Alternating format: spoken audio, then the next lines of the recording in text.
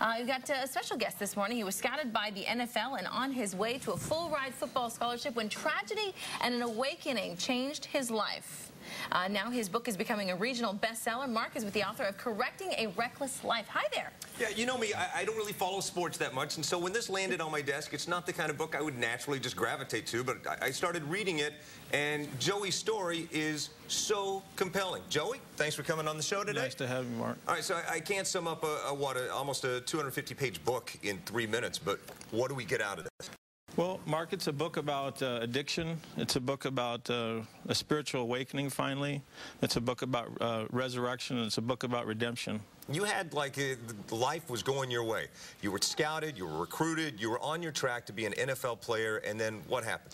Well, NFL, questionable, but, you know, because you're only as good as your last play. Right. And at the upper level of athletics as far as football goes. But basically, I didn't know how to handle success. I was out prematurely celebrating my University of Nevada, Las Vegas scholarship with two friends from Cordova High School, and I got hit by a 70-mile-an-hour car. And almost killed you? Almost killed me. I got life flighted. I stopped breathing twice, and $280,000 later in hospital bills. And by the grace of God, I made it. But instead of that being my wake-up call, finally, I continued to try to destroy myself for another 16 years after the fact. Yeah, in the book you talk about the aggression that made you a great athlete was the same aggression that almost killed you and made you do, you know, knuckleheaded behavior. The drugs, the alcohol. That's right. How'd you turn it around? What advice do you give? Well, I say you got to walk in faith. You got to bow down to Jesus Christ and pray and stay in the Word. I drank for 30 years of my life, Mark, and so all them young people out there, you know, just stay away from that stuff. It's poison.